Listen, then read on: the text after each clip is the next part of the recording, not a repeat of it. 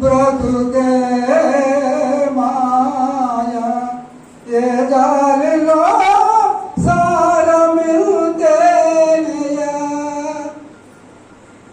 ఆరు బిడ్డల మాయ అంత మాయతో కూడుకున్నది సంసారం. ఈ మాయ దాటాలంటే మనం ఏం చెయ్యాలా? ఒక్క దెబ్బ చెప్పండి, మీరు అంతా ఉన్నారు. ఈ మాయను దాటాలి.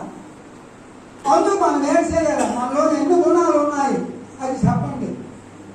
మనలోన ఎన్ని గుణాలు ఉన్నాయి? కామత్వాల మదమచ్చలు 6, సాత్వికము రాజసము తామసము 3. ఈ 9 గుణాలు దాటాలా?